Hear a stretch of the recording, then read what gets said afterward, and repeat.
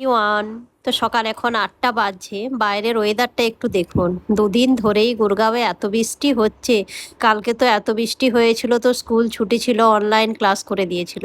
তো আজকে তো যথারীতি রুহি রিয়ান স্কুল চলে গেছে। রিশুকে এরপর তুলে রেডি করব। রিশুকে এখন রেডি করছি। রিশুর ক্লাসে আজকে আছে গণেশ চতুর্থী সেলিব্রেশন। সেই জন্য রিশুকে হালকা মেকআপ করে যেতে বলেছে। তো মেকআপের নাম শুনেই রিশু একদম এক ডাকেই উঠে পড়েছে। অন্যদিন একটু লেট করে উঠে আজকে একদম মেকআপ করবে বলে তাড়াতাড়ি উঠে পড়েছে। মেয়েদের তো একটু মেকআপের ন্যাক থাকেই। আর রিশু বিশাল পছন্দ করে লিপস্টিক লাগাবো, মেকআপ করব। রুহিও ছোটবেলায় খুব মেকআপ করতে পছন্দ করতো, এখনও পছন্দ করে। ছোটবেলায় রিমির আমার কত মেকআপ যে নষ্ট করেছে রুহি।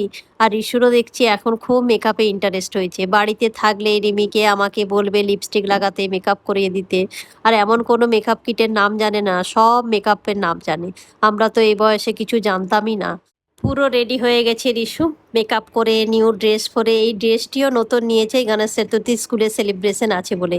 তো রিশুর মেকআপ, এই ড্রেস ওকে কেমন লাগছে সবাই একটু কমেন্ট করে জানাবেন। তো চলুন, রিশুর বাসও চলে এসছে অলরেডি। ড্রাইভার আমাকে ফোন করেছিল আজকে একটু তাড়াতাড়ি বাস চলে এসছে। রিশু উঠেওছো তাড়াতাড়ি, কিন্তু মেকআপ করতে তো একটু টাইম লাগবেই। তবুও নিজে সব রাত থেকে ড্রেস, ব্রেসলেট, তার ম্যাচিংয়ে কী কী পরবে রিশু নিজেই সব গুছিয়ে রেখেছিল।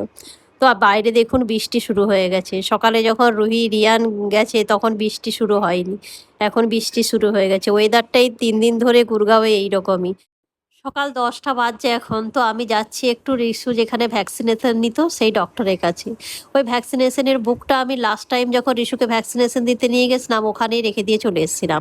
তো কিছুদিন ধরেই ডক্টরের ওখান থেকে ফোন আসছে, তো আমার সময়ই হচ্ছিল না। তা ভাবলাম আজকে ওয়েদারটাও ভালো আছে আর পাশেই, তাই হেঁটে হেঁটেই চলে যাই একটু। পৌঁছে গেছি আমি হংকং বাজারে। আগের দিন যেখানে এসছিলাম তার অপোজিটেই একটি মল আছে।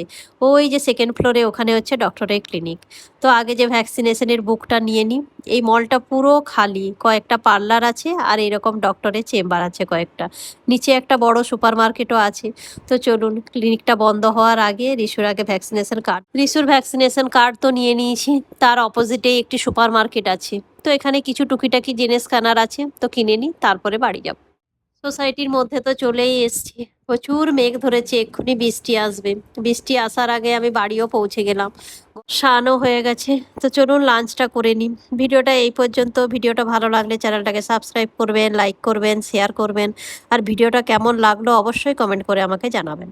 দেখা হবে নেক্সট ভিডিওতে।